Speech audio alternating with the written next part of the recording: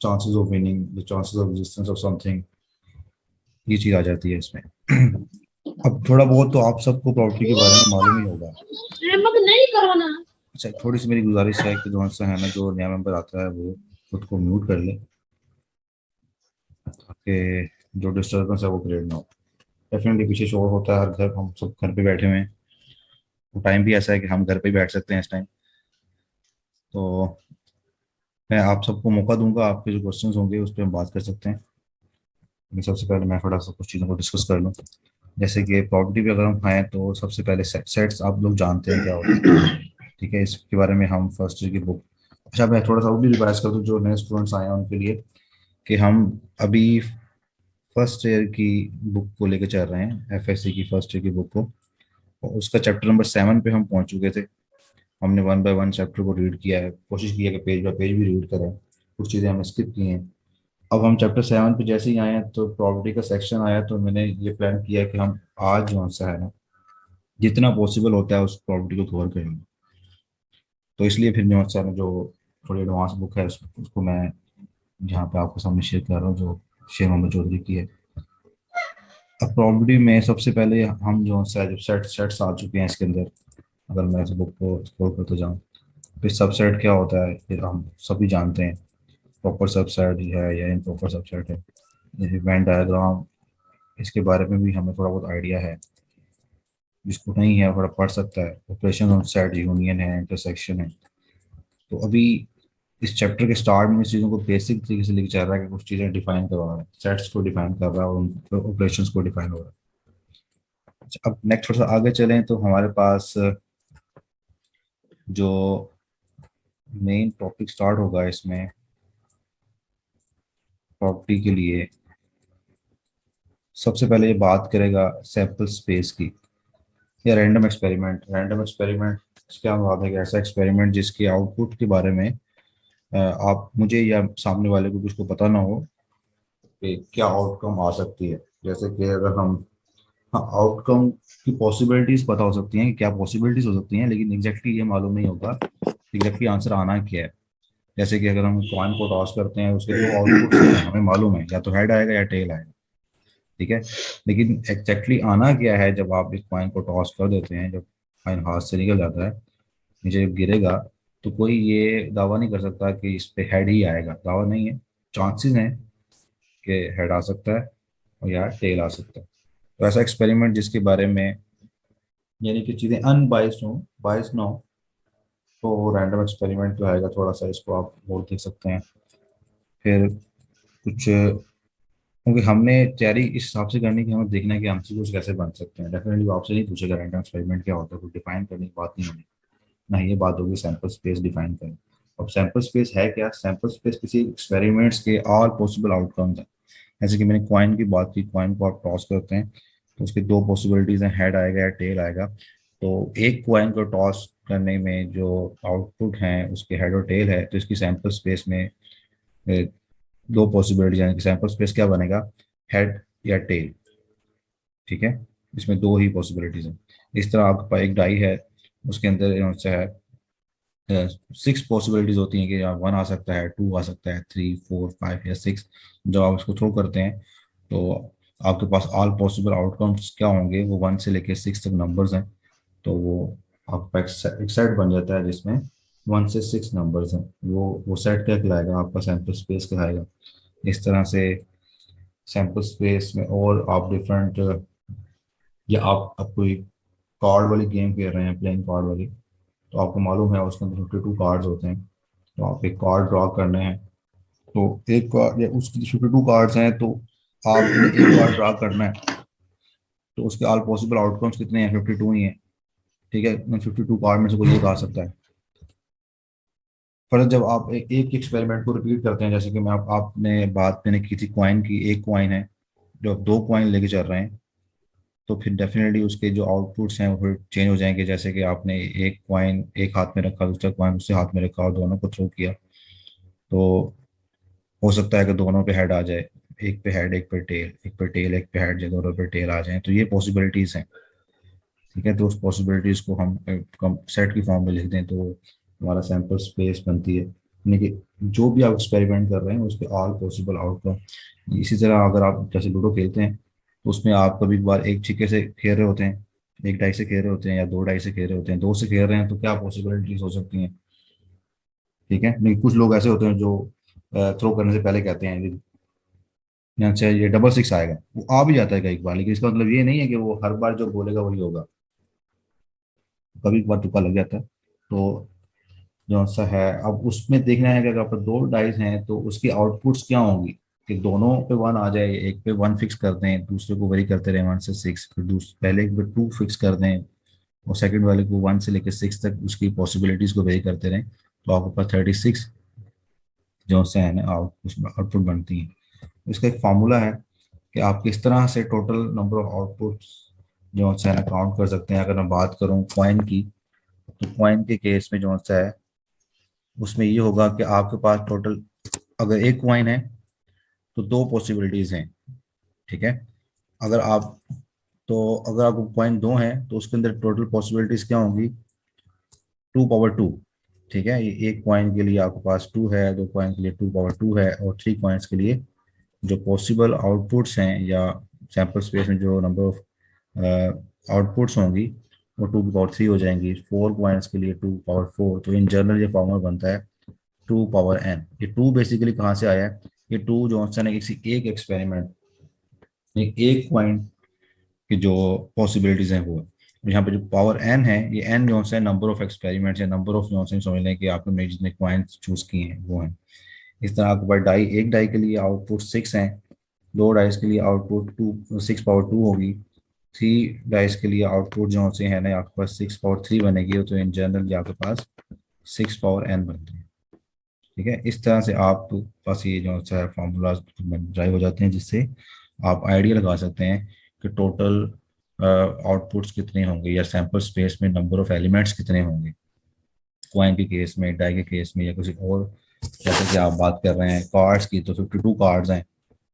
ठीक है, एक पैक ऑफ कार्ड्स है तो उसके लिए जो आंसर अगर 52 है, 2 पैक ऑफ कार्ड्स है उसके पास, उसके लिए आपके पास जो टोटल आउटकम्स होंगे वो 22 की पावर 2 होंगे। लेकिन मोस्टली ये केस होता नहीं है कार्ड्स के केस में। तो कार्ड के केस में आपके पास जो पैक ऑफ कार्ड होता है वो एक ही होता है, तो उसमें से आप कहते हैं कि हमने एक कार्ड चूज करना है, दो कार्ड चूज करने हैं, थ्री कार्ड चूज करने हैं, हम उसके ऊपर आ जाते हैं। बहरहाल मैं थोड़ा सा इसको और आगे लेके चलता हूँ। अ, तो सैंपल स्पेस इसको उसको पढ़ना लाजमी है। ठीक है, एक बार पढ़ लीजिएगा ताकि आपका कोई कोई वर्ड या कोई सेंटेंस समझ ना आए तो आप मुझसे शेयर कर सकते हैं, उसको हम डिस्कस कर सकते हैं नेक्स्ट क्लास में। क्योंकि मैं तो ये कहना चाहूँगा कि जब भी क्लास एंड होती है तो थोड़ा आइडिया देता हूँ कि नेक्स्ट क्लास में क्या पढ़ना है।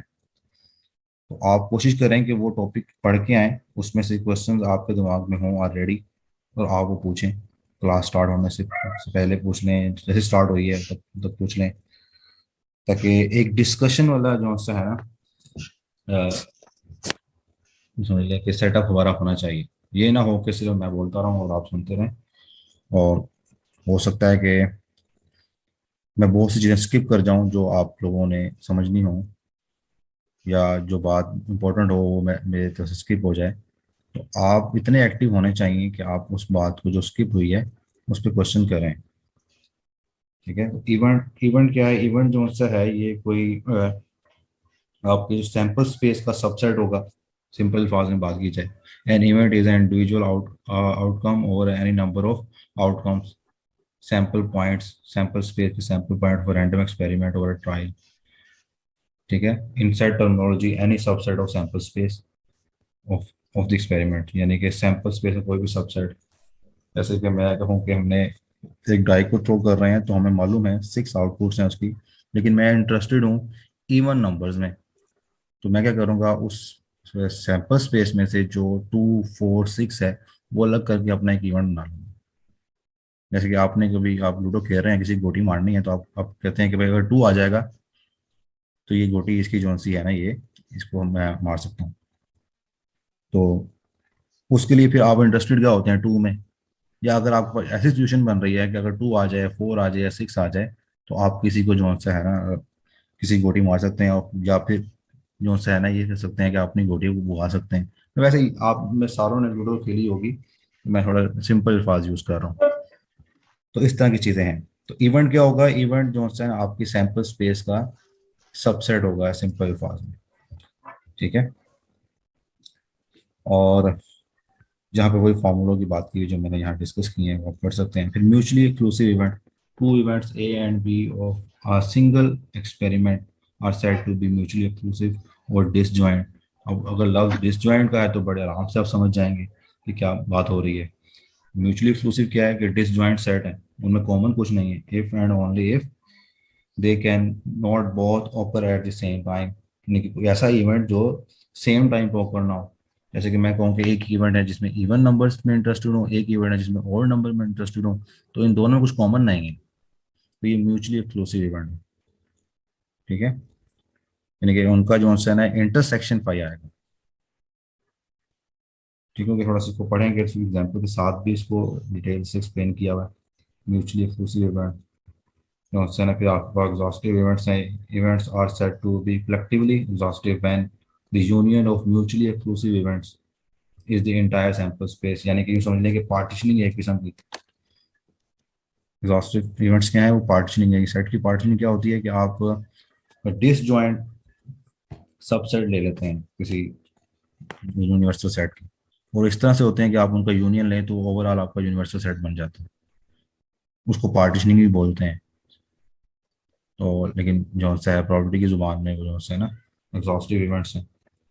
जैसे यहाँ आगे बात की हुई है, partitioning of a sample space, a group of mutually exclusive and exhaustive event is called a partitioning of sample space. इसी तरह से कुछ डेफिनेशंस हैं प्रॉपर्टी की।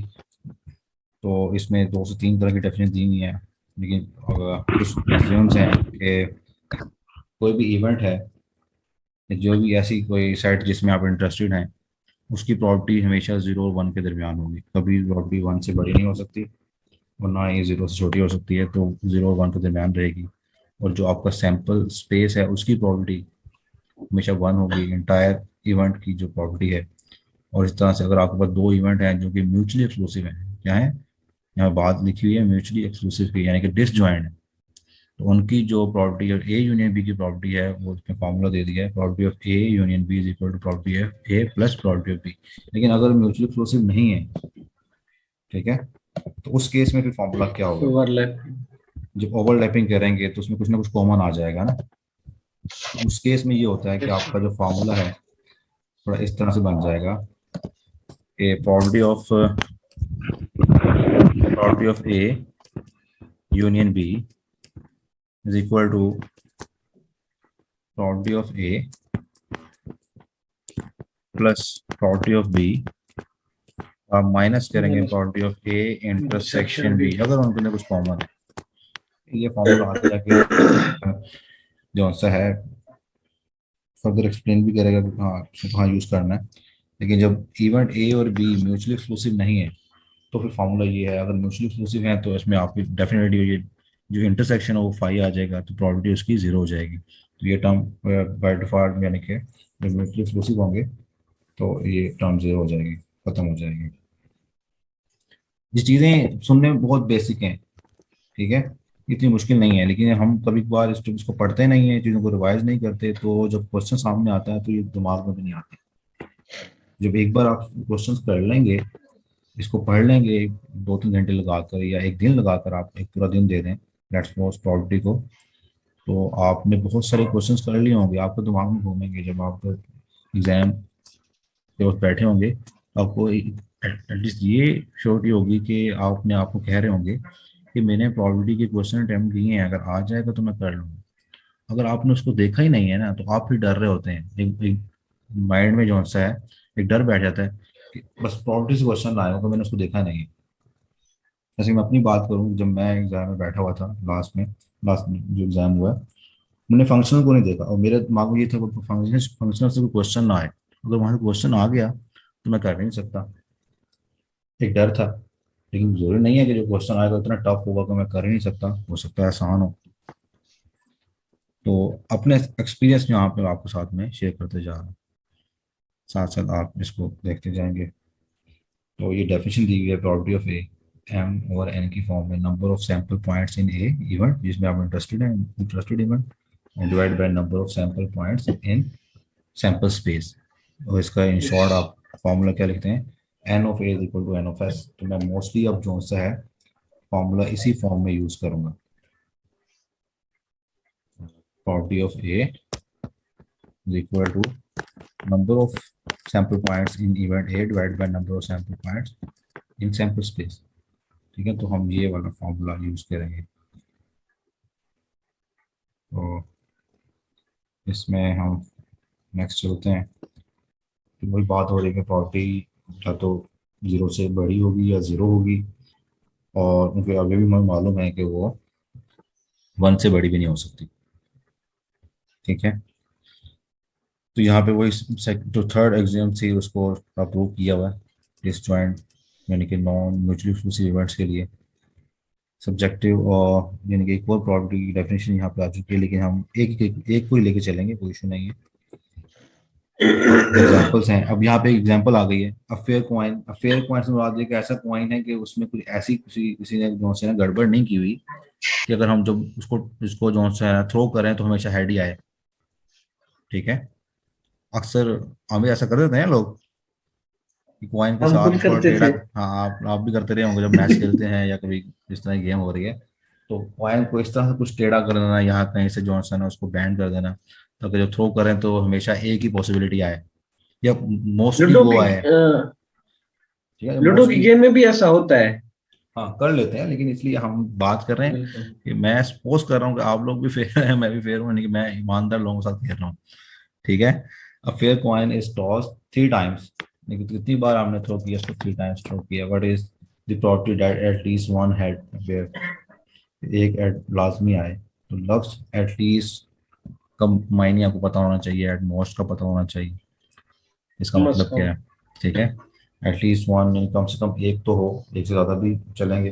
एट मोस्ट वन से मुराद है कि मैक्सिमम एक होगा। हेडमैन ट्रस्टेड है, सबसे पहले उसने सैंपल स्पेस बनाई है, उसमें सैंपल स्पेस में नंबर ऑफ एलिमेंट्स को देखा है, वो 8 हैं, सैंपल पॉइंट्स हैं। फिर जो जिस इवेंट में हम इंटरेस्टेड हैं उस इवेंट का नाम लेट्स सपोज ए रख दिया। इंटरेस्टेड किसमें? एटलीस्ट वन हेड अपेयर, तो वो उसके लिए आपके पास 7 आउट सैंपल पॉइंट्स आ रहे हैं, तो आपकी प्रॉपर्टी 7/8 बनेगी। इस तरह इसने एग्जाम्पल दी हुई है, यानी कि ये चीज़ें हैं वो हैं जो अब आप बुक खोलें तो अगर इन एग्जाम्पल्स को देखते जाएं तो आपको कोई इशू नहीं होने वाला, प्रॉपर्टी आपको आने लग जाएगी। तो आपको थोड़ा सा ये भी हो सकता है फील हो कि ये कि हम क्या कर रहे हैं ये तो हमें आता है। मकसद ये नहीं है कि मैंने आपको ये नहीं बताना कि आपको ये नहीं आता, मकसद यही है कि आपको बताना है कि ये आता है, ताकि आप में थोड़ा कॉन्फिडेंस आए, ताकि आप इस बुक को इंटरेस्ट लेके पढ़ना शुरू कर दें, इसको एंजॉय करें। इसलिए हम सिंपल से स्टार्ट करते हैं, जो डेफिनेशन आ रही है, जो सिंपल से एग्जांपल आ रही है उसको देखते जाएं। ठीक है, किस तरह से कर रहा है, उसको अटेम्प्ट कैसे कर रहा है, उसका लिखने का स्टाइल क्या है। ठीक है, तो हम थोड़ा सा ये समझ लें कि इस बुक को अडॉप्ट करने की कोशिश कर रहे हैं। जब आप ये एग्जाम्पल कर चुकेंगे, पहले आसान आसान आएंगी, थोड़ी टफ हो जाएंगी, फिर जब एक्सरसाइज पे जाएंगे तो आपसे एक्सरसाइज भी होना शुरू हो जाएगी। और मैं आपको बता दूं कि आप लोगों ने जो सा है ना ये एक्सरसाइज की प्रॉपर्टी वाले की करनी है लाजमी। एक दिन दे दें और जितने भी क्वेश्चन हैं उनको अटेम्प्ट करने की कोशिश करें, उनको आपस में डिस्कस करें। आपका ग्रुप बना हुआ है, आप जो इशू है उसकी पिक्चर लेके ग्रुप में शेयर कर दें कि ये नहीं हो रहा, हो सकता है मैं रिस्पॉन्स कर दूं या कोई और जिसने किया होगा वो रिस्पॉन्स कर देगा। तो अब ये सेकंड सेकंड एग्जांपल में ये है कि कहते हैं कि if two fair dice are thrown what is the probability of getting a double six. ठीक है, यानी कि डबल सिक्स आने की प्रोबेबिलिटी क्या है। अब आपको मालूम है कि अगर आपके पास दो डाइस हैं तो डबल सिक्स आने की जो आउटपुट्स हैं या सैंपल पॉइंट्स हैं वो एक ही होगा, 6 6। लेकिन टोटल एक्सपेरिमेंट की आउटपुट्स कितनी हैं, वो 36 होंगी। तो आप सिंपल इसको करने की जरूरत ही नहीं है, क्वेश्चन पढ़ के ही आपको पता चल जाएगा 1/36 प्रॉपर्टी है। Part one. पार्ट बी में क्या है, सम ऑफ 8 और मोर डॉट। ठीक है, 8 या 8 से ज़्यादा, यानी कि जो दो डाइस हैं उनके जो डॉट्स आए हैं उनका सम 8 हो या इससे ज़्यादा हो, तो वो आप देख लें कि 8 से ज़्यादा काउंट कर लें, 8 को भी इंक्लूड करें और 8 से ज़्यादा वालों को भी इंक्लूड करें तो उधर तो 15 है, तो 15/36 प्रॉपर्टी बनती है।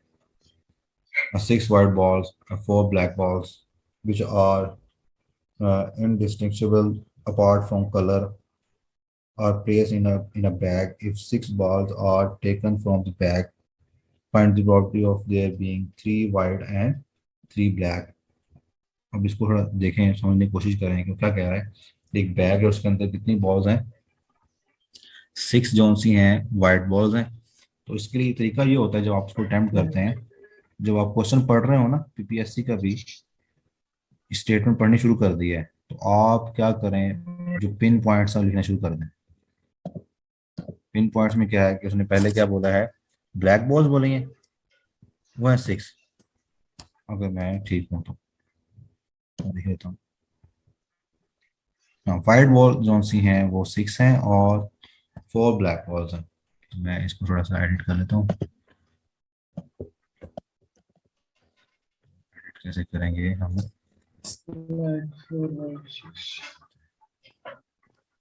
तो हमारे पास ब्लैक बॉल कितनी है 4 और वाइट बॉल है 6, टोटल कितनी हो जाएगी 10। इस तरह का आप साइड पे लिख सकते हैं, जो पेपर आपके पास पड़ा होगा, जहाँ जगह होगी, स्टेटमेंट में पढ़ते जाएं और जो जो इन्फॉर्मेशन है लिखते जाएं लाइन बाय लाइन। ये क्वेश्चन में करेंगे, आप लास्ट में लिखेंगे, लिखते जाएं।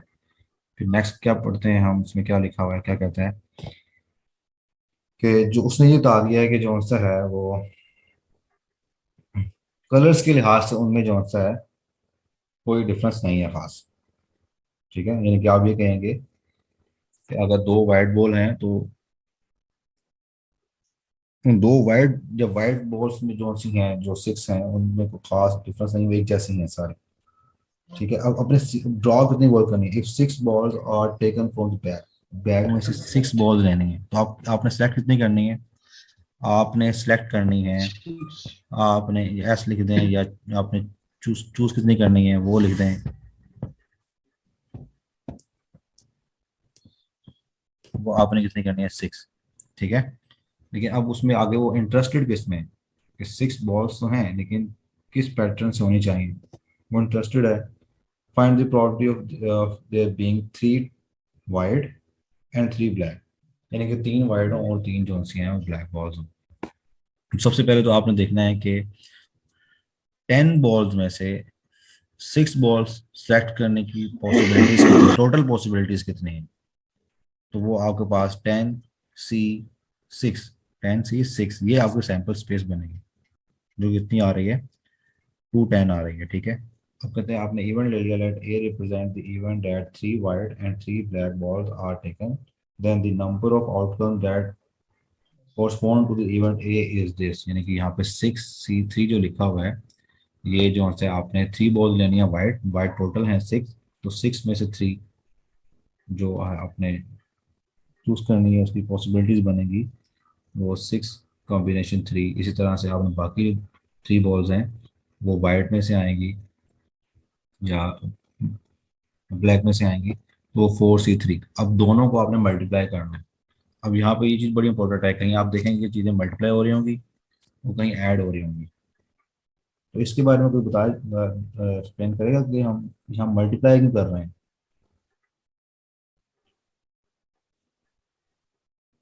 हाँ, आप में से कोई एक्सप्लेन करने की कोशिश करेगा हम यहाँ पे इसको मल्टीप्लाई क्यों कर रहे हैं।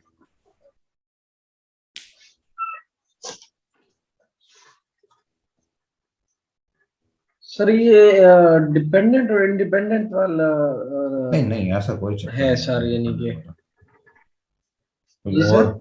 नहीं नहीं, ऐसा कोई चक्कर नहीं है, डिपेंडेंट ये इंडिपेंडेंट। पॉसिबिलिटीज है ना सर कि पहले हमारे पास 3 ब्लैक आ सकती हैं, तीनों ब्लैक में भी नंबरिंग हो सकती है, पहले नंबर वाली B-1 है, फिर B2 है, B3 है।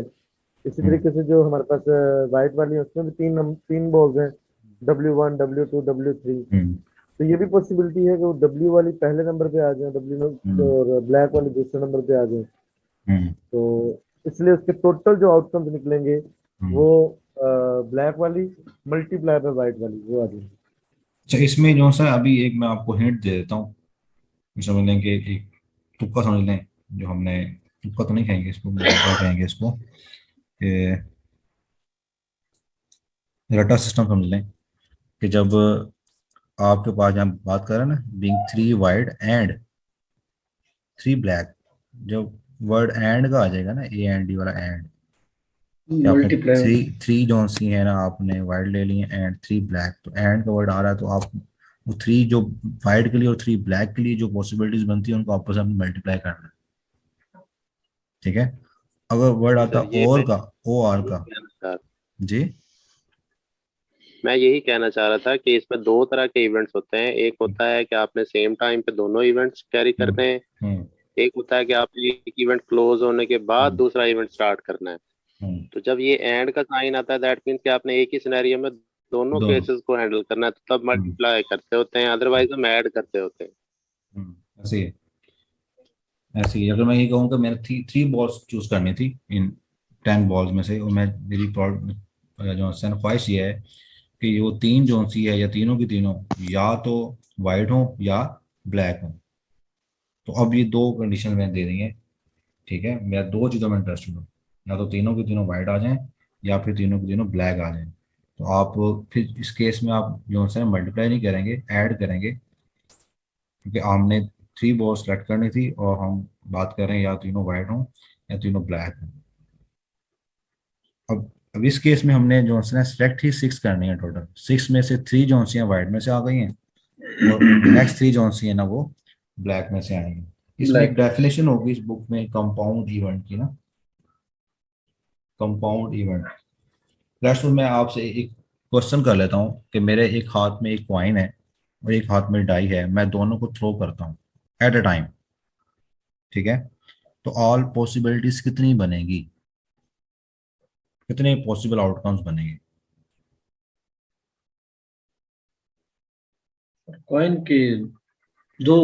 कॉइन के दो, और जी, और जो डाइस उसके उसके 6। डाइस है उसके 6। हाँ, टोटल कितने हो गए? बिल्कुल। 6 मल्टीप्लाई टू 12। मल्टीप्लाई करेंगे, जी। ऐसे ही है। यानी कि यूँ समझ ले कि कॉम्बिनेशन इसको लेंगे ना। इस, हाँ हाँ, यानी कि कंपाउंड में ये होता है कि आप at a multiply time. Multiply कि वही एट अ टाइम कर रहे हैं ना। अब इसमें ये होता अहमद है कि, अहमद साहब। हाँ मुझे थोड़ा कंप्लीट करने दो, कि इसमें जी। ये होगा कि आपने एक जब एक लेट्स सपोज कॉइन को थ्रो किया ना एक हाथ से, तो हम सपोज कर लेते हैं कि हेड आ रहा है। ठीक है, हेड या टेल आएगा ना, सपोज कर लेते हैं हेड यस। आ रहा है। तो दूसरे हाथ में जो जो डाई है उसके रिजल्ट हैं 6, तो हम क्या करेंगे, हम कंबाइन करेंगे हेड के साथ 1, हेड के साथ 2, हेड के साथ 3, हेड के साथ 4 आ सकता है, हेड के साथ 5 आ सकता है, हेड के साथ 6 आ सकता है। तो ये कितने हो गए, 6 हो गए। हेड के लिए जो आंसर है ना वो 6 नंबर चलेंगे, इसी तरह टेल के लिए वो 6 नंबर चलेंगे। तो 6 और 6 ऐड होके 12 हो जाएंगे। लेकिन इसका फॉर्मूला ये है कि अगर आपके पास एक कंपाउंड इवेंट है, ऐसा इवेंट जिसके अंदर दो एक्सपेरिमेंट्स हो रहे हैं, पहले एक्सपेरिमेंट के नंबर ऑफ आउटपुट्स जो से हैं, ऑल पॉसिबल आउटपुट्स 2 हैं, दूसरे के 6 हैं, तो वो मल्टीप्लाई होके कंपाउंड इवेंट के आउटपुट्स बनेंगे। ठीक है, तो सर इसी वो केस। कंपाउंड की डेफिनेशन ये थी कि अगर एक इवेंट है more than one sample points and it is produced by union of simple events. हो सकता है ऐसे, ऐसे भी यूनियन ही हो रहा है ना बेसिकली। जी सर। ठीक है, लेकिन यूनियन मैं गूगल ना आप कर, लोग है ना, गूगल ना कर अंडरस्टैंडिंग नहीं दे नहीं, रहा यूनियन सही है ना, कि अगर आप लेट्स वो कॉइन के लिए यूनियन करो, आउटपुट लोगों के 2 हैं, सर वहां पे डाई के वो लिए 6 डेफिनेशन हैं, में जो तो बुक में थी। यूनियन में तो फिर बुक 8 हो जाएंगे ना, 12 नहीं होंगे। मैं इसी बुक में दिखा देता हूँ एक्चुअली आपको, इस बुक में कंपाउंड इवेंट की होगी डेफिनेशन, स्टार्ट में मुझे मिल जाए, ऊपर थी सर, मैंने भी देखी थी। मैं दिखा देता हूँ, शायद मुझे मिल जाए।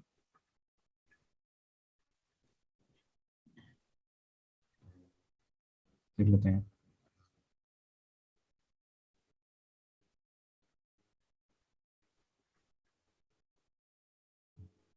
Partition product, partition set।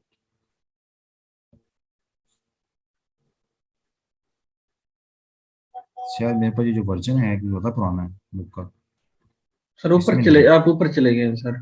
नीचे है सर, ये मैंने लिखी है सर अभी, यही जो आपने दिखाई वहीं से देख के लिखी है ये, जो मैंने बोली है। अच्छा, ठीक है, मुझे नहीं नजर नहीं आ रहा।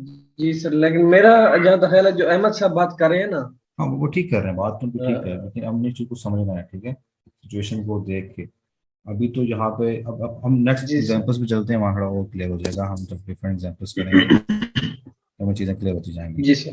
प्रॉपर्टी के हवाले से। अच्छा जी, तो जी हम कहाँ थे?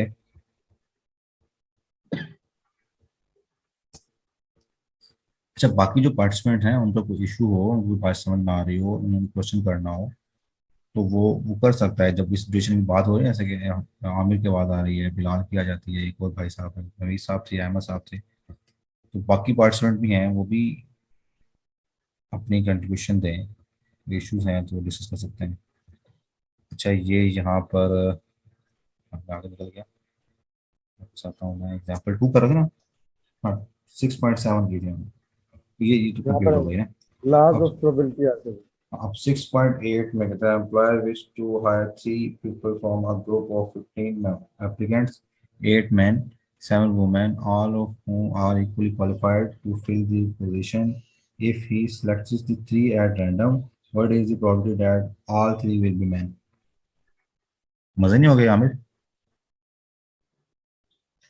है भाई, एम्प्लॉयमेंट के लिए जो सा मजे है हो ना, गए सर, मजे हो गए। मजे हो गए हैं तो। कितने मजे। All three will be men. लेकिन sir At least one will एक be बात है, लेकिन woman. बस, हम्म, नहीं वो हाँ बस यही।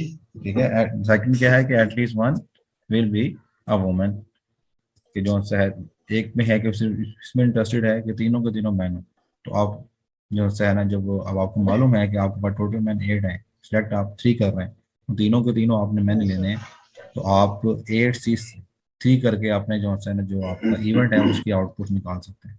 लेकिन टोटल नंबर ऑफ आउटपुट या सैंपल स्पेस के सैंपल पॉइंट निकालने के लिए आपको 15 C 3 करना होगा। तो ये बड़ा सिंपल सा क्वेश्चन था। इसी तरह जब अगर आप उस पर आते हैं एटलीस्ट वन पे, तो एटलीस्ट वन पे देखिए आपके पास कितनी डायरेक्शन बनती हैं। एक डायरेक्शन तो ये है कि एक वुमेन है, 2 मैन, ठीक है, तो एटलीस्ट वन वुमेन तो होनी चाहिए ना। एक यस सर। वुमेन, 2 मैन, या लफ्स क्या आएगा, या 2 वुमेन 1 मैन, या फिर ये होगा कि आपके पास जो है तीनों की तीनों वुमेन। लफ्ज और यूज होगा, ठीक है, वर्ड और यूज होगा। एटलीस्ट वन वुमेन मीन्स 1, 2 और 3 women. Let B denote the event that at least one women is selected. तो ये जो फार्मूला लिखा हुआ है, इसको लिखे में अगर किसी को समझ नहीं आ रही तो वो पूछ सकता है। सर एटलीस्ट वन, यानी कोई कह रहा है कि तीन हमने सिलेक्ट करने हैं, कम से कम एक तो होनी ही चाहिए, तो एक जैसे से ज्यादा भी हो सकते हैं। एक से ज्यादा यानी भी हो कि सकता है। तीनों, जी सर, तीन की सिलेक्शन करनी है ना, तो एटलीस्ट कम से कम एक होनी चाहिए। तो एटलीस्ट वन वुमेन एक, होनी चाहिए, मतलब या एक वुमेन हो जी, जाए, या 2 हो जाए, या 3 हो जाए, तीन हो जाए, जी ठीक सर। है। लेकिन साथ में अगर ये भी देखना होता है कि अगर लेट्स सपोज स्टेटमेंट में ऐसा है, वो कहता है कि हमारे पास इस तरह से एम्प्लॉयज हैं कि उसमें अंदर जो सा है, यूं समझ लीजिए कि वुमेन है ही 2, ठीक है, वुमेन्स जी, हैं ही 2। दो जैसे हैं। मैं स्टेटमेंट चेंज करता हूँ, मैं कहता हूँ कि जो सा है ना, employ wish to hire 3 people from a group of 10 applicants, जिसमें क्या है 8 मैन और 2 वुमेन, टू वुमेन। ठीक है। और जो सा है उसमें कहता है कि if he select the 3 at random, और बात हो रही प्रॉपर्टी कि at least one will be a women, तो उसके लिए ये नहीं होगा कि आप देखें कि आप बात करें कि अब इसका मतलब ये है कि एक वुमेन, 2 या 3, तीनों 3 है ही नहीं, तो 3 हो कैसे कर, आप सिलेक्ट कैसे करेंगे, ठीक है, जब 3 वुमेन ही नहीं है ग्रुप के अंदर, जी, तो आप सिलेक्ट कैसे कर सकते हैं? तो उस केस में फिर आप डेफिनेटली सिचुएशन के हिसाब से उस एटलीस्ट वन वाले वर्ड को कन्वर्ट करेंगे 1, 2, या फिर आगे तक जाएंगे। अगर 3 की पॉसिबिलिटी है तो आप 3 तक जाएंगे, अगर 3 की पॉसिबिलिटी नहीं है तो नहीं जाएंगे। अच्छा, मैं क्वेश्चन रिपीट करता हूँ अपना, कि जो फॉर्मूला दिया हुआ है, 3 कॉम्बिनेशन दिए हुए हैं, ठीक है, प्रोडक्ट और सम की फॉर्म में, इसको समझने में किसी भी पार्टिसिपेंट को इशू है तो वो पूछ सकता है, मैसेज कर सकता है, okay okay, done done, no issue no issue, या तो उन्होंने जो सा है ना इसको रिकॉर्डिंग को स्टार्ट करके साइड पे चले गए हैं, जैसे मैं नाम बोलता हूँ कौन कौन है। नबीला है, नाइला है, नवीद साहब हैं, और जो सा है, और कौन है हमारे साथ।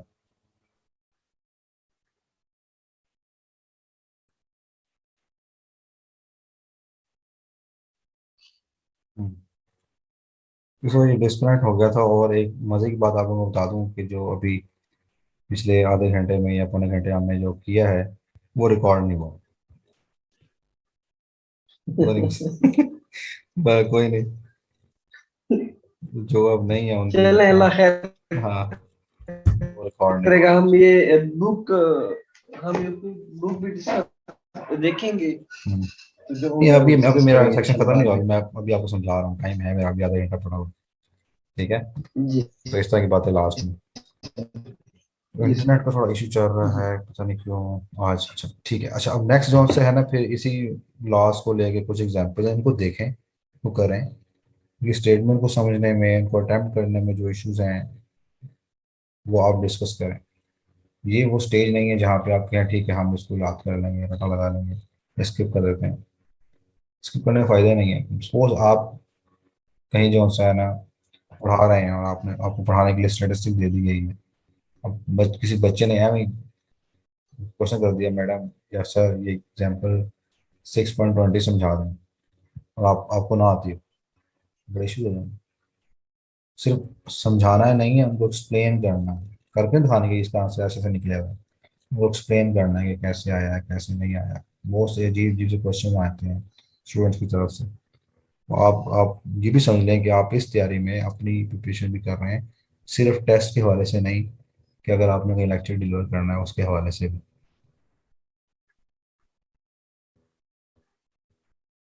ये आपने चीज़ देखनी है। बाकी जो एग्जांपल्स हैं और फिर आप चलते जाएं तो इसमें बहुत कुछ है। ये आप हर एग्जांपल तो लाजमी आप अटैम्प्ट करें। ठीक है, तो उसमें अगर कोई नई चीज़ देखें तो वो आप डिस्कस कर सकते हैं, पूछ सकते हैं।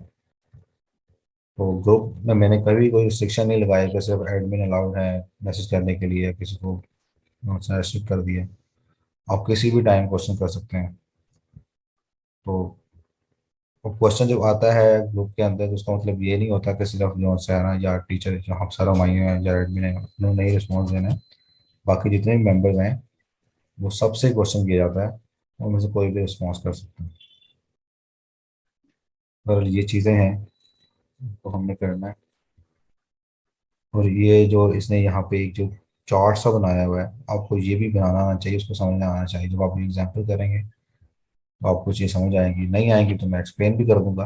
लेकिन अगर क्वेश्चन करेंगे तो बिला, अब मैं खुद से नहीं करूंगा ये चीज़ एक्सप्लेन, क्योंकि मैंने तो आपको स्टार्ट देना था कि प्रॉपर्टी करें, तो वो स्टार्ट मिल चुका है। प्रॉपर्टी क्या होती है, रिलेशन प्रॉपर्टी क्या होती है, और किस तरह से आप स्टेटमेंट को रीड कर सकते हैं।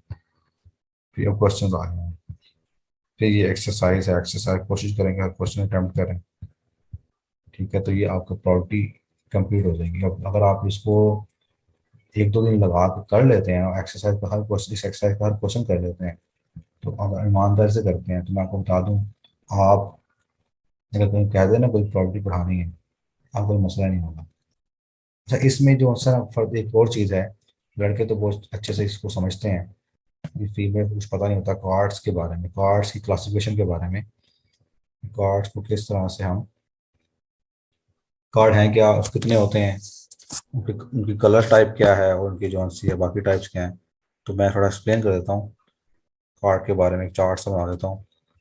वो ये है कि प्लेइंग कार्ड जो होते हैं वो टोटल होते हैं, तो मैं इसको 52। अभी, हाँ 52 कार्ड होते हैं। ठीक है, इन 52 कार्ड्स को कलर के हिसाब से दो हिस्सों में डिवाइड किया गया, रेड रेड, और ब्लैक। ब्लैक। और ब्लैक। वो दो हिस्से हैं, दो कलर के कलर के हिसाब से दो कलर्स हैं इसके अंदर, रेड और ब्लैक। रेड मीन हाफ है, हाफ हाफ है, 26 रेड होंगे और 26 ही ब्लैक। ब्लैक। ठीक है, फिर उसके बाद इन हर नोट से है ना, रेड और ब्लैक, इनकी दो कैटेगरीज हैं, सूट्स बनाए हुए हैं। रेड के अंदर जो है आप मेरे हिसाब से आता है, एक तो आएगा डायमंड, दूसरा हार्ट। डायमंड्स आते हैं, हार्ड और जो वाला है होता ना है, लीफ हार्ट होता होता है, है। हार्ट होता है। हर्ट्स। ठीक है, और जो ब्लैक में है, इस ब्लैक में आएगा क्लब, यानी क्लब्स आएंगे। थोड़ा इसको ठीक कर लूँ ताकि ये हाँ समझ आना। हाँ चलिए,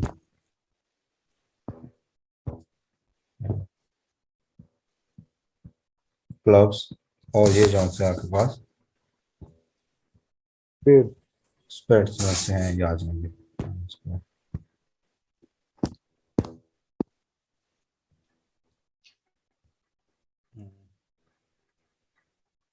ऐसे था। हम्म तो पेड़। Diamonds, hearts, clubs. यस। हाँ जी। हाँ SPADES एस पी पेड़। ए हाँ स्पेड्स, ठीक है, मैं वही बता रहा स्पेलिंग थोड़ा सा। SPADES स्पेड्स, ठीक है। तो ये होते हैं 13 डायमंड्स, 13 हर्ट्स, 13 क्लब्स और 13 स्पिरिट्स, ठीक है। अब 13 में जो सा है ना, ये कार्ड्स होते हैं, 13 कार्ड्स। उन कार्ड में से एक होता है एस, ठीक है। कार्ड का नाम है जिसको अगर आसान अल्फाज में कहा जाए, जो हम अक्सर बोलते हैं अपनी जुबान में, इक्का बोलते हैं, ठीक है। इक्का इक्का, बोलते हुक्म का इक्का है, फिर उसके Yes. बाद हुक्म जो सा इनमें से कोई एक होता है, डायमंड, डायमंड तो नहीं होता definitely। तो एस, फिर 2, 3, 4 से लेके 10 तक, ठीक है, कंटिन्यूस नंबर होते हैं। फिर उसके बाद ये तो हो गए कितने, ये 10 नंबर कार्ड्स हो गए। फिर इसमें एक होता है किंग, ठीक है, फिर क्वीन एक, फिर उसके बाद एक है जैक। यानी कि यही तरतीब डायमंड्स में भी है, हार्ट्स में भी है, क्लब्स में भी है और स्पेड्स में भी है। 13 13। डायमंड में एक एस है, एक 2 है, एक 3 है, 4 है, 5 6 7 है, 10 तक, एक किंग है, क्वीन है, जैक। इस तरह हार्ट में भी ये सारी चीज़ें हैं। तो ये जान से है ये सारे, इसमें भी हैं, इसमें भी हैं, इसमें भी, और इसमें भी। और इसमें जो सा है, ये जो लास्ट में 3 लिखे हुए हैं, ये फेस कार्ड होते हैं। क्या होते हैं ये? फेस कार्ड मीन शक्लें बनी होती हैं। किंग है, किंग टाइप की शक्ल बनी हुई, क्वीन क्वीन की शक्ल बनी होगी, जैक की शक्ल बनी होगी। ये क्या है आपके पास? ये फेस कार्ड है। अक्सर आता है कि property of point, property of face cards. तो ये 3 फेस कार्ड किससे? डायमंड के हैं, 3 ही हर्ट्स के हैं, 3 ही क्लब्स के हैं और 3 ही स्पेड्स के हैं। तो आपके फेस कार्ड टोटल कितने हो जाएंगे? टोटल 12 हो जाएंगे। टोटल 12 फेस कार्ड होते हैं, ठीक है। तो ये इनकी जो सी थोड़ी सी क्लासिफिकेशन है कार्ड्स की। क्या है कि रेड है 26, ब्लैक है 26। रेड में डायमंड है और हार्ट्स हैं 13 13। फिर ब्लैक में क्लब्स और जो सा स्पेड्स हैं 13 13। और हर 13 में जो तरतीब है कार्ड्स की, वो एस 1 2 3 4 6 10 तक। फिर किंग क्वीन जैक, और किंग क्वीन जैक है ये फेस कार्ड है, डायमंड के भी, हार्ट्स के भी, क्लब्स और स्पेड्स के भी। तो टोटल 12 फेस कार्ड बनते हैं आपके पास। तो ये आप लोगों को चार्ट से बनाना आना चाहिए, आपके दिमाग में होना चाहिए जब आपके पास। और लेट्स को प्रॉपर्टी बोल जाता है जो सा है ना, कि कार्ड जो सा है वो ब्लैक हो, और ब्लैक विद जो सा है, क्या हो सकता है, किंग आने की प्रॉपर्टी, किंग कार्ड के आने की प्रॉपर्टी, लेकिन वो किस में से हो? ब्लैक कार्ड में से हो। कंडीशन लगा दी है, टोटल ओवरऑल कार्ड में से ना हो, ब्लैक कार्ड में से। तो ब्लैक कार्ड में किंग कितने हैं? 2 होंगे, एक क्लब का और एक हो जो सा है स्पेड्स का, स्पेड। ठीक है। इस Yes. तरह से आप वो रेड की बात करेंगे तो रेड में किंग कार्ड 2 हैं, एक डायमंड में से और एक हार्ट में से। तो ये चीजें हाँ आपको पता होंगी तो ही आप क्वेश्चन अटेम्प्ट कर पाएंगे ना। इसका ये तरीका होता है, आप इसको याद करें जैसे ही पेपर स्टार्ट हो, आपको लगे कार्ड वाले क्वेश्चन या प्रॉपर्टी वाले क्वेश्चन इस तरह से आ रहे हैं, तो कहीं पे ये छोटा सा इस तरह का स्ट्रक्चर बना सकते हैं आप। आपको स्ट्रक्चर ज़्यादा नहीं बनाना, सिर्फ इतना ही बनाना है। इस स्ट्रक्चर से आपको सारा आइडिया हो जाएगा कि कौन सा कार्ड कहाँ पड़ा हुआ है। रेड कार्ड कितने हैं, रेड के अंदर कौन सी कैटेगरीज हैं, ब्लैक के अंदर कौन सी कैटेगरीज हैं। और ये जो ये वाली कैटेगरीज हैं यहाँ पे लिखी है नीचे, ये तो सब में ही है। ठीक है। ये तो डायमंड्स में भी, हेड्स में भी, क्लाउड में, स्प्रेड्स में भी, ये सब में ही है। तो जो इतना पोर्शन आपको जो है ना वो याद रखना है, ठीक है। तो अगर आप याद रख लेंगे तो आपको कार्ड्स वाले जो है ना क्वेश्चन में कोई इशू नहीं होगा। अब आप अगर इस चार्ट को माइंड में रखेंगे, अगर आपको बनाना आता है, तो उसके बाद जब आप आ जाएंगे एक्सरसाइज पे या ऐसे क्वेश्चन पे जिसमें कार्ड्स का जिक्र है, आप उसको इजीली अटेम्प्ट कर सकते हैं। अक्सर बच्चे जो है ना, तो मेरे साथ जो फिजिकल क्लासेस भी हो रही हैं, तो वो चीज़ों को एक्सप्लोर नहीं करते। अगर उनको इशू आया है ना, तो कहते हैं भाई ठीक है, ऐसा ऐसा जाकर पूछेंगे। अगर आप नेट पे सर्च कर लेंगे कार्ड क्लासिफिकेशन क्या है, तो मिल जाएगी, ठीक है। अच्छा। तो आप थोड़ा उसको एक्सप्लोर करने की कोशिश कर रहे हैं, खुद से समझने की कोशिश कर रहे हैं, यानी कि अपने आप को कोशिश करें कि इस काबिल बनाएं कि हम हमारा जो क्वेश्चन है उसका आंसर हम खुद ही ढूंढने की कोशिश करें। सबसे पहला काम, पहला स्टेप यही है। कोई आमिर की तरह नहीं होना चाहिए कि मसला आ गया, उन्होंने कहा ठीक है मैं बंदा ढूंढता हूँ, ये कौन हल कर सकता है, मेरे बस की तो नहीं है। ये इस बात पे बहुत हंसा है, इसको पता है ये मैंने बात ठीक कही है, ठीक है। अल्लाह तो अकबर।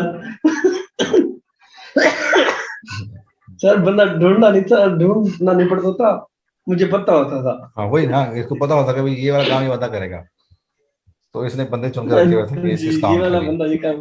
हाँ, और फिर इसके बाद इसकी याद ऐसी है कि ये इतना चिच्चड़ है, चिच्चड़ समझते हैं कि अब इसको पता है कि ये वाला काम इस बंदे ने करना है, तो फिर ये उसके जो है ना पाँव धो धो के पिएगा। ये कहावत है, पाँव धो के पीने का मतलब, ठीक है। तो इस तरह की चीज़ें हैं। तो ये आपने सारे क्वेश्चन करने हैं भाई, ये जो एक्सरसाइज के है प्रॉपर्टी के।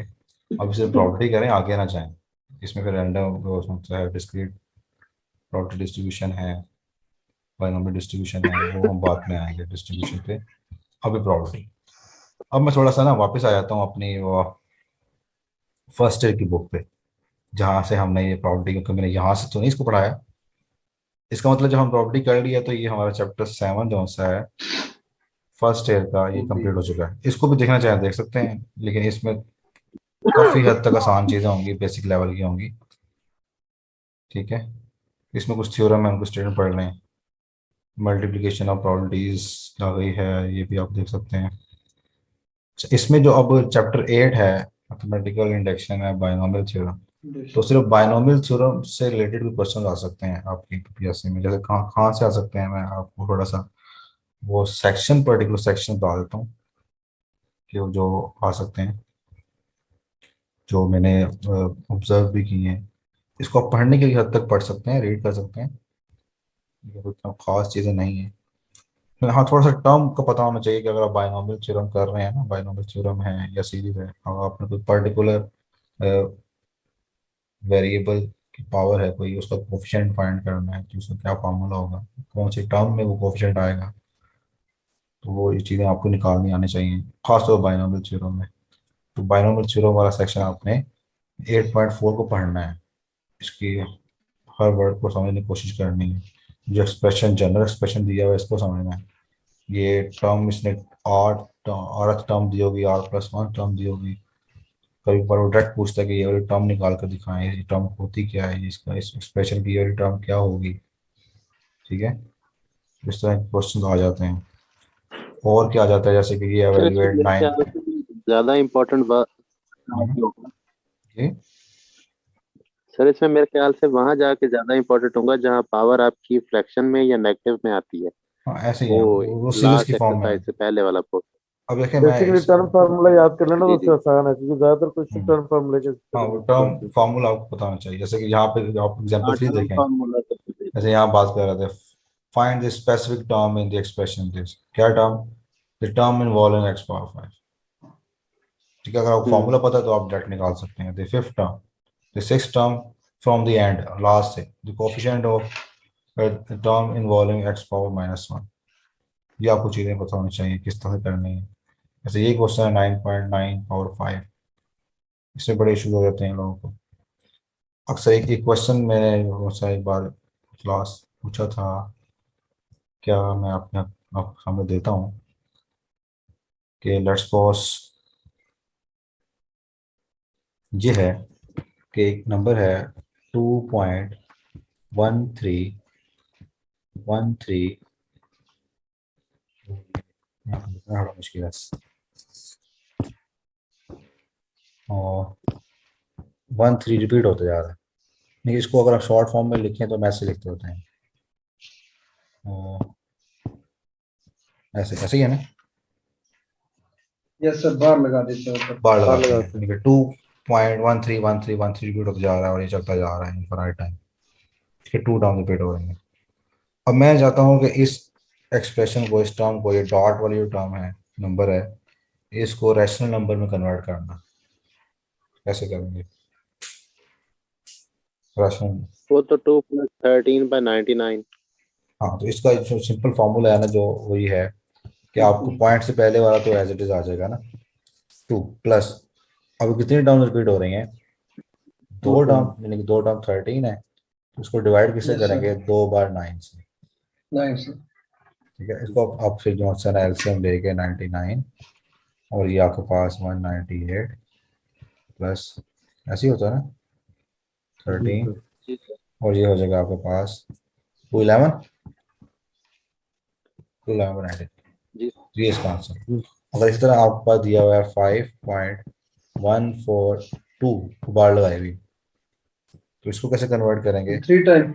ये अगर अब जो आंसर है ये बराबर होगा 5 + 142 1/99। बाय 999, यानी कि पॉइंट के बाद 3 टर्म्स हैं जो रिपीट हो रही हैं, तो उतने बार आप 9 डिवाइड करेंगे, फिर इसका एलसीएम लेंगे। तो ये जो है कुछ ट्रिक्स हैं। कुछ लोग इसको ऐसे भी कर लेते हैं, जो नेट पे थोड़ा सा अगर सर्च करें ना तो उन्होंने ये ट्रिक दिया हुआ है। लेकिन जिनको ये ट्रिक का नहीं पता वो क्या करते हैं, फिर इस पे जो है ना वो बाइनोमियल सीरीज की फॉर्म में बना लेते हैं, या फिर ज्योमेट्रिक सीरीज की फॉर्म में, मोस्टली ज्योमेट्रिक सीरीज की फॉर्म बनाते हैं। तो कैसे करते हैं? 2 अलग करते हैं, प्लस अब 0.13 13 13 चलता जा रहा है ना, 0.13 तो ये 2 प्लस ये हो गया, पहली टर्म लिखी 0.13 0.13, फिर लिखी 0.0 प्लस 0 1 0.001 3, फिर दो दो जीरो और ऐड कर दिए, फिर ये जो सीरीज बनती है ना यहाँ पे, ये ज्योमेट्रिक सीरीज बन जाती है। जी। ठीक है, फिर इसका उसमें फिर उससे सम आर निकाल। फाइंड करते हैं, इनफाइनाइट सम का ज्योमेट्रिक। फार्मूला निकाल लेते हैं, सम का फार्मूला जो है ज्योमेट्रिक सीरीज में, तो उससे भी कर लेते हैं। ठीक है, अगर अगर किसी को ये शॉर्ट फॉर्म आती है तो वो उसको जरूरत ही नहीं है सीरीज बनाने की। पीपीएससी में तो उसने नहीं कहना ना कि आपको भाई ये जो क्वेश्चन आप अटेम्प्ट करोगे ये आप कसम खाओगे ज्योमेट्रिक सीरीज से करोगे, नहीं है, आपको सिर्फ आंसर देना है। ठीक है, तो अगर आप कुछ चालाकियाँ और कुछ शॉर्टकट्स आते हैं तो आप वहाँ अप्लाई करेंगे। तो मुझे ये नहीं आता था पिछले 5 6 दिन पहले, तो क्लास हुई, वहाँ पे मैंने क्वेश्चन किया तो एक बच्चे ने बताया था जिसको ऐसे कर सकते हैं। मैंने कहा वाह, मैं भी कुछ सीख गया, पहले मुझे नहीं पता था 99 वाला डिवाइड करने वाला। तो अच्छी ट्रिक है सर, अच्छी हाँ, अच्छी ट्रिक। ट्रिक है ना। आप देखें ना, आप लोग भी, आप लोगों को बहुत से ट्रिक्स होंगे, ये हम छुपाए ना, हम बता दो, ये छुपाएंगे तो वो आपको जो है ना। वैसे सर इसकी एक और बात भी है वहां पे ना, जो 99 वाला है। हम्म, अगर आप उसको बाद में एलसीएम ना भी लें, सिर्फ साथ में आप उसकी कंपाउंड फ्रैक्शन बना दें, डिवाइड करके भी आपका वही आना था जो पहले आपने लिखा था, प्लस हटा दें, साथ कर दें उसके। हाँ ये भी है, ये अक्सर स्टाइल होता है ना लिखने का, वही डिफरेंट स्टाइल बता रहे हैं लिखने का, तो क्या कहना चाह रहे हैं ये? बिल्कुल, क्योंकि ये कहते हैं फ्रैक्शन आपने लोएस्ट लिखा है ना फॉर्म में तो five compound compound form fraction. को 142/999 ऐसे लिख दें, ऐसे 5 साथ जोड़ जी देंगे, जी। फिर तरीका है हाँ लिखने का। जब आपको मालूम है इसको आप हाँ जब कन्वर्ट करते हैं, कैसे कन्वर्ट करते हैं प्लस लगाकर, जैसे ये है, इसको आप ऐसे दे सकते हैं 2133। हाँ जी। हो सकता है आंसर, अब आपने देखना है कि आंसर किस हाँ जी। फॉर्म में दिया हुआ है ऑप्शनल में। अब ये हो आंसर इस फॉर्म में दिया हो, आप ये बना के ढूंढ रहे हो, ओहो मिल नहीं रहा हमें साहब, हम्म। आंसर जो है इस फॉर्म में दिया हुआ है, जो ऊपर वाली फॉर्म है ये, और आप बना ये बैठे हैं, तो आप जो ऑप्शन में ढूंढ रहे हैं ये तो है ही नहीं, तो आप कहेंगे अच्छा फिर नन का ऑप्शन दिया हो, अगर सर नन ही है जी मैंने जो किया वो ठीक है। नहीं सर, फिर ये उसको ढूंढेगा जिसको आता हो। हाँ। अच्छा, वहां ढूंढ तो शायद लेगा, ये इनको पता हो कहाँ बैठा बंदा, लेकिन वहां तक एक्सेस नहीं होगी। आमिर मुझसे पूछ लेना, मुझे आते हैं। अल्लाह करे पास हो मेरे भाई आप, फिर मैंने तुझे नहीं छोड़ना। थोड़ा सा ना ये रिकॉर्डिंग भी हो रही है। अच्छा, अब जो थोड़ा इसको देख लीजिएगा, ये कुछ खास चीज़ें तो नहीं है, ये आपको ये वो चीज़ें जो आपको आती भी हैं, लेकिन इसको रिवाइज कर लें ताकि आपको जनरल टर्म का जैसे फार्मूला यहाँ दिया हुआ है, ये नॉट लिखा हुआ है। फिर ये कुछ सीरीज आपको पता होनी चाहिए, कुछ special series, binomial series, yes कि सर। वन प्लस एक्स की पावर माइनस वन की क्या है, टू की क्या है, प्लस वन माइनस एक्स की पावर माइनस वन की क्या है। नेगेटिव। तो ये कुछ टर्म, कुछ सीरीज आप याद कर लें, जैसे कि एक जनरल फार्मूला दे दिया है यस सर। किस्म का, इसको फार्मूला यहाँ एन की वैल्यू पुट करते जाए, होते जाएगा। ठीक है, इनफिनाइट सीरीज का। ये वैलिड है, एन की वैल्यू मेरे ख्याल से पॉजिटिव के लिए भी नेगेटिव के लिए भी आप यूज कर सकते हैं। तो अच्छा, यहाँ पे जो है ना, ये एक क्वेश्चन है, मैं आपको बता दूँ कहाँ गया, जैसे ये एग्जाम्पल दे रहे हैं 6। स्क्वायर रूट है। हाँ, पता है, if x is so small that its cube and higher power can be neglected so that this, ये वाला एक्सप्रेशन ये बन जाएगा कि लास्ट टाइम इस तरह क्वेश्चन आया था। अब इसमें करना ये होता है कि आपने इसको जो है ना, जो लेफ्ट साइड पे एक्सप्रेशन है, इसको सीरीज की फॉर्म में लिखना होता है, बायनोमियल सीरीज की फॉर्म में। उस बायनोमियल सीरीज की फॉर्म में थोड़ा सिंप्लीफाई करने के बाद आप फिर इस, जब उसने यहाँ लिख दिया है कि एच एक्स स्मॉल है, तो आप क्यूब और हायर पावर निगलेक्ट कर रहे हैं, तो बाकी जो बचेगा आपको आप बताना होता है कि नीचे ऑप्शन दिए होते हैं इसी तरह। वही लिख दे। अक्सर ये भी नहीं यस कहता सर। कि क्यूबिक पावर और हायर पावर निगलेक्ट कर दें। तो अब आप आंसर देख के आइडिया लगाते हैं, जो ऑप्शन दिए हुए हैं नीचे, उसमें मैक्सिमम एक्स पावर कितनी दी हुई है, अगर टू तक दी हुई है तो आप थर्ड और हायर को निगलेक्ट करेंगे। ठीक है, अब वो बताएगा नहीं, जैसे यहाँ पे तो बता दिया है ना कि यहाँ पे हम निगलेक्ट कर सकते हैं थर्ड और क्यूबिक और हायर। अब उसमें ये सब उसने बताया नहीं है कि आप इसको निगलेक्ट करें, बस ये कह दिया कि ये एक एक्सप्रेशन है, जैसे ये है, ये इक्वल टू किसके, चार ऑप्शन दिए हुए हैं और चारों ऑप्शन में गौर किया कि वो सेकंड डिग्री पॉलिनोमियल थी। तो वहां से मैंने आइडिया लगाया कि थर्ड वाली टर्म और हायर टर्म निगलेक्ट करना है बायनोमियल सीरीज में। अगर ऑप्शन में सारी टर्म लीनियर दी हुई है तो आप सेकंड और हायर वो निगलेक्ट करेंगे। ठीक है, तो इस तरह के क्वेश्चन आ जाते हैं, तो वहाँ आपको उसको अपने अटेम्प्ट करना है। तो इस चैप्टर से मैं कुछ क्वेश्चन कुछ देख लीजिएगा, कुछ एक्सरसाइज के क्वेश्चन में से एक एक पार्ट अटेम्प्ट कर लीजिएगा ताकि आपका माइंड थोड़ा सा ओपन हो जाए। जैसे यहाँ पे ये क्वेश्चन 4 में बिल्कुल वैसे ही दिया हुआ है, सारे लीनियर में कन्वर्ट किए हुए हैं, इसको भी लीनियर में कन्वर्ट किया है, इसको भी लीनियर में, ये भी लीनियर किया, और लीनियर में किया हुआ है तो करके देखें आप कैसे करेंगे। बायनोमियल सीरीज या थ्योरम जो लगना है वो लगा के थोड़ा सिंप्लीफाई करके देखें, आपसे आंसर आता है या आपको कोई टर्म मिस तो नहीं कर रहे, उसको भी देखें। फिर जो सा है इसके बाद ये जो ट्रिग्नोमेट्री है आपकी स्टार्ट होती है, फंडामेंटल ऑफ ट्रिग्नोमेट्री चैप्टर 9। अगर आप चैप्टर 9 को देखें तो हमें एफएससी जब हम थे तब तो लगता था मुश्किल है, लेकिन अगर मैं थोड़ा इसका एनालिसिस करूँ इसमें है क्या, इसमें दो चीज़ें आपको मिलेंगी। एक तो आपको मिलेगा रिलेशन डिग्री और रेडियन का, ठीक है, यस सर। और दूसरा आपको मिलेगा वो आर्क लेंथ का फार्मूला, इस पूरे चैप्टर में से और कुछ नहीं मिलना आपको। कुछ स्टैंडर्ड एंगल्स होंगे, ठीक है, वो चीज़ें मिल जाएंगी। अगर आप पढ़ना स्टार्ट करें तो स्टार्ट में थोड़ा सा रेस के बारे में बताना है, इनिशियल साइड क्या होती है, टर्मिनल साइड क्या होती है, कुछ स्टैंडर्ड एंगल्स हैं, फिर रिलेशन आ गया है, फिर जो है डिग्रीज को लिखने का यानी कि एंगल्स को लिखने का स्टाइल आ गया। फिर यहाँ पे उसने एक फार्मूला दे दिया ये वाला आर्क लेंथ फाइंड करने का, उसको एक्सप्लेन किया हुआ है। Theta is equal to L by R, L क्या आर्क लेंथ है, थीटा एंगल है, आर रेडियन है। यहाँ पर थोड़ा सा आपको ये थोड़ा ख्याल रखना है कि जो आर्क है वो भी लेंथ है, जो रेडियस है वो भी लेंथ है, इन दोनों के यूनिट सेम होने चाहिए, थीटा डिमेंशन में से। अक्सर क्वेश्चन में दे देते हैं कि let's suppose arc length metre में, रेडियन यस। सेंटीमीटर में, और आप इस चीज़ को होल्ड नहीं करते और आप आंसर निकाल देते हैं वो डिवाइड करके सब। तो पहले तो आपने सेम यूनिट में रखने हैं, ठीक है। दूसरी बात यहाँ पे नोट कर लें, यहाँ पे थीटा रेडियन में है, इस फॉर्मूले में डिग्री में नहीं है। अगर आपको लेट्स सपोज आपको वैल्यू दी हुई है आर की और थीटा की, लेंथ फाइंड करने कहा गया, तो आप थीटा को पहले किस में कन्वर्ट करेंगे, रेडियन में कन्वर्ट करेंगे अगर डिग्री में दिया हुआ है तो। फिर ये क्वेश्चन आपने अटेम्प्ट करने हैं इस चैप्टर में, चैप्टर 9 में। यही है, कुछ स्टैंडर्ड एंगल्स हैं, जनरल एंगल्स आ चुके हैं, स्टैंडर्ड पोजीशंस हैं। ये आपको, ये वैसी चीज़ें नहीं है कि आपको याद ना हो। क्वाड्रेंट्स कितने होते हैं, कौन कौन से हैं, ठीक है, उस क्वाड्रेंट में क्या एंगल है, पहले क्वाड्रेंट में 0 से लेकर 90 डिग्री है, 90 से फिर 180 है, 180 से फिर 270 है, 270 360 है। ये वो बातें सबको पता है। फिर कुछ आइडेंटिटीज हैं, वो आइडेंटिटीज हैं जिनको हम रट रट के कौन सा है, वो समझ लें कि मैट्रिक मैट्रिक से ही रट रहे हैं। उन्हें मैट्रिक में भी की हुई है 10th क्लास से। और हमें बनानी भी आती है 10th क्लास।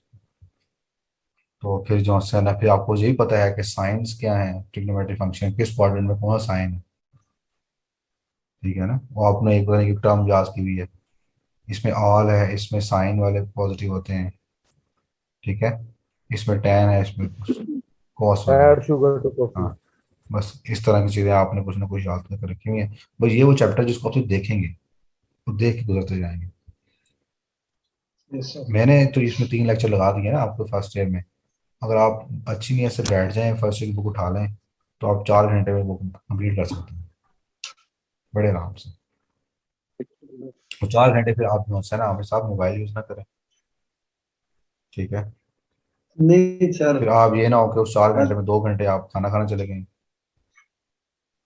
ये चीज़ें भी ना हो। या उन 4 घंटों में अब एक आपकी घंटा आपने डिमांड कहा है कि तंग मैं होगी। मैं बाकी को, ये चीज़ें ना हो, फिर आप जो है ना फोकस होकर बैठे हैं। 4 घंटे का मतलब आप 4 घंटे देने हैं, ठीक है। इंशाल्लाह सर, तो ये इंशाल्लाह चैप्टर है। उसके इंशाल्लाह। बाद अगर आप चैप्टर 10 देखें,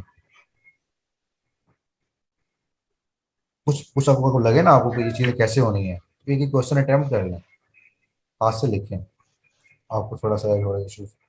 अब मैंने शुरू से जो है ना कुछ बच्चों जो मुझसे वार्ता करते हैं उनसे बताता हूँ ट्रिग्नोमेट्रिक के हवाले से। मगर ट्रिग्नोमेट्रिक फंक्शन की आपको डोमेन रेंज का पता होना चाहिए।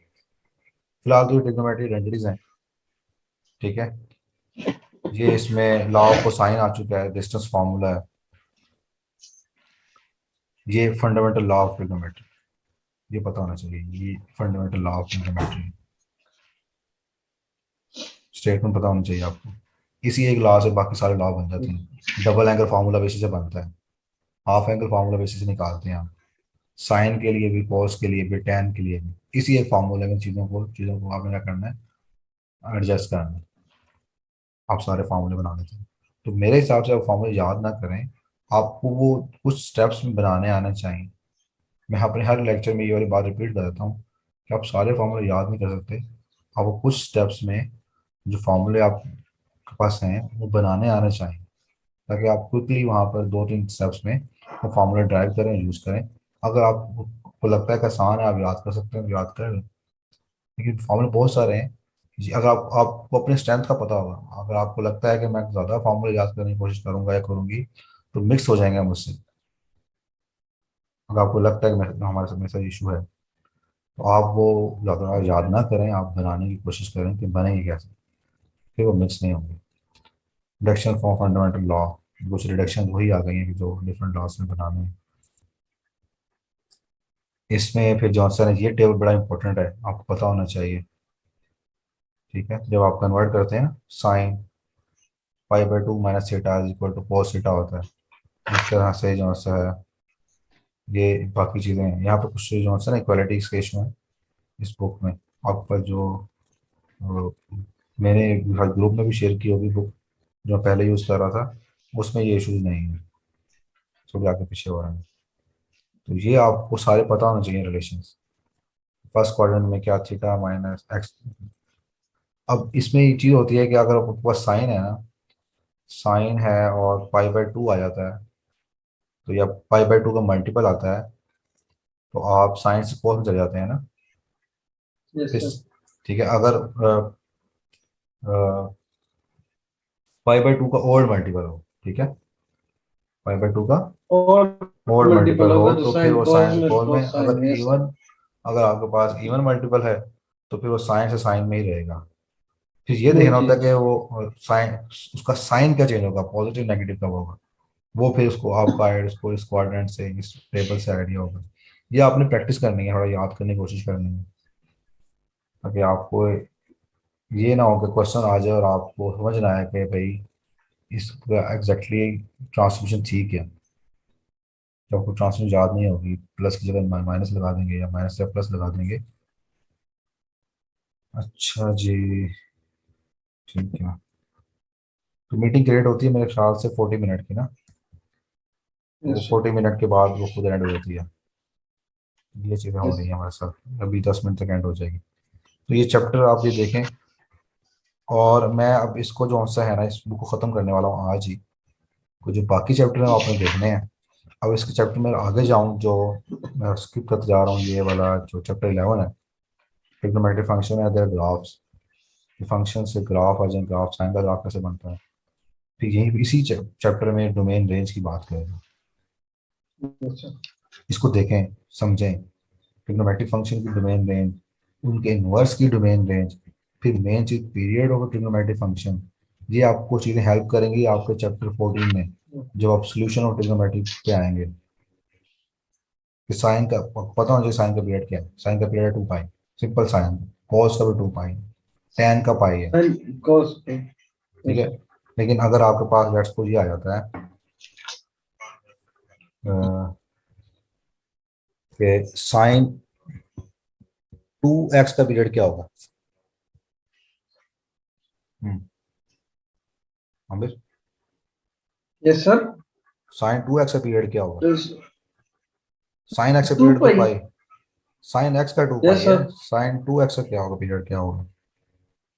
सर इसको इस तरह करेंगे ना, मैंने किए थे 2x प्लस 2 पाई करेंगे ना, 2 कॉमन ले लेंगे, हम्म, यानी कि वो बाहर आ जाएगा यानी कि और 2x sign equal to 2x आपके हुई। पास जो है ये, आप ठीक कह रहे हैं कि 2x इक्वल टू पीरियड जो है यस 2 सर पाई है ना, तो ये x नहीं, मतलब पीरियड जो आप लिखोगे यहाँ पे 2p इक्वल टू, या इसका सिंपल फॉर्मूला होता है कि लेट्स सपोज साइन ax है, हमें मालूम ये है कि साइन का पीरियड क्या है, वो 2 पाई। तो इस 2 पाई पूरे का यस सर पीरियड क्या होगा, पीरियड ऑफ साइन ax बराबर होगा 2 pi divide by A, 2 pi divide by A. जी अब ए अगर आपके पास 2 है तो ये 2 पाई बाई 2 पाई आ जाएगा। अगर ए 1/2 है तो पीरियड पाई 4 पाई हो जाएगा। इस यस तरह सर tan का निकाल सकते हैं।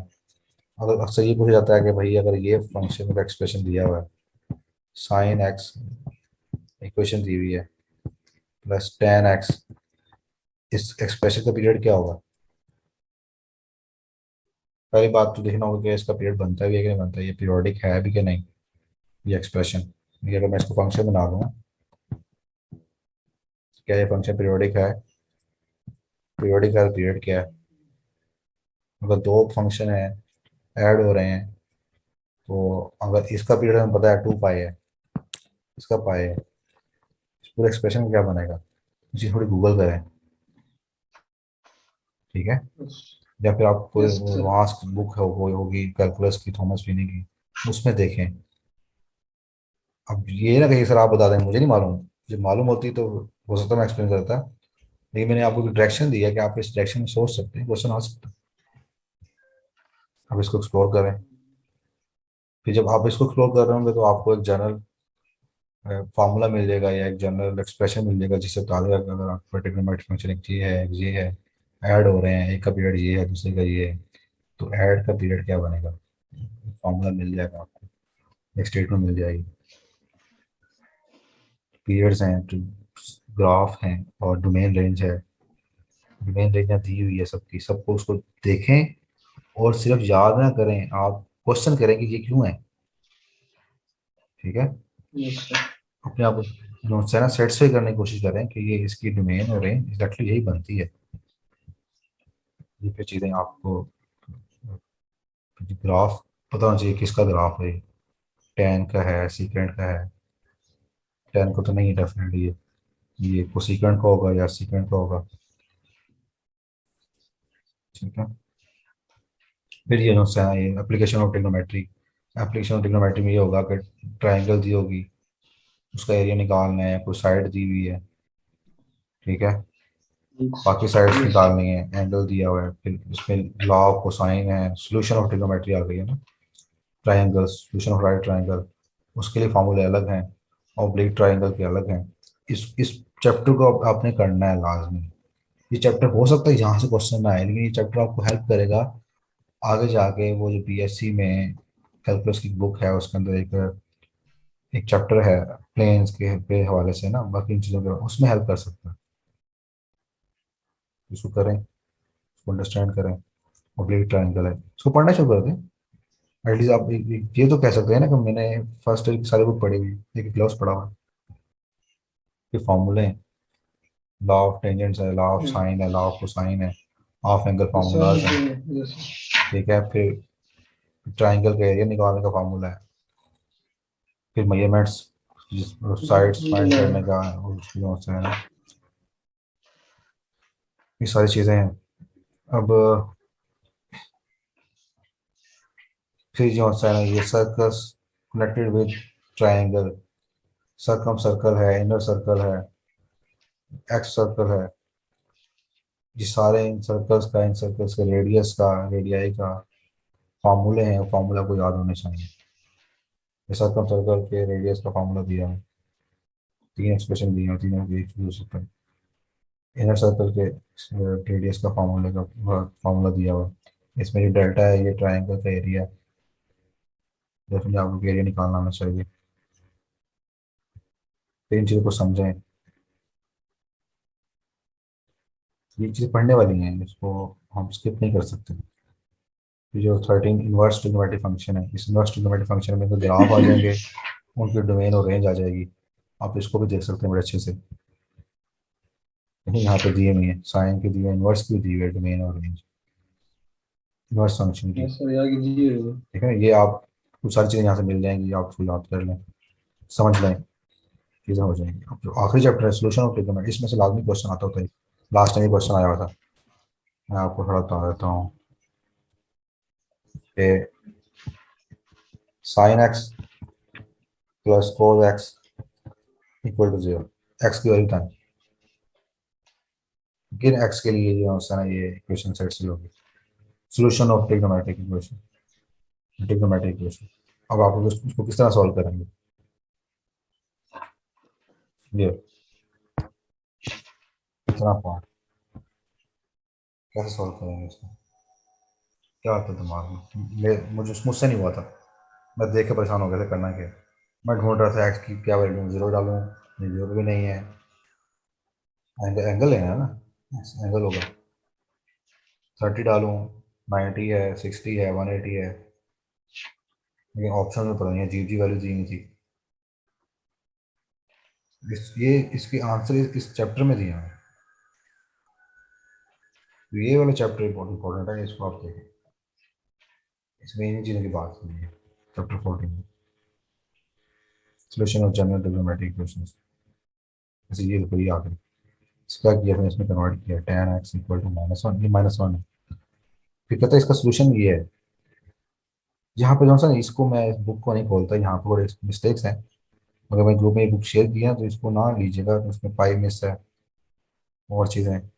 सर ये मैं आपको जो दूसरी बुक जो पहले पहले लेक्चर में मैंने दी थी ना, तो वो वाली यूज़ कर लीजिएगा। वो कलर में नहीं थे, ये कलर में है, थोड़ी सी चीज़ें यहाँ खराब हुई हैं, तो इस चैप्टर को पढ़ें। फिर इस चैप्टर का जो जो सोल्यूशन सेट निकाला हुआ है, ये सोल्यूशन सेट है 3 पाई/4 प्लस n पाई। आप जब निकालेंगे x की वैल्यू तो 3 पाई/4 आएगी, प्लस n पाई, वो उसका पीरियड ऐड किया हुआ।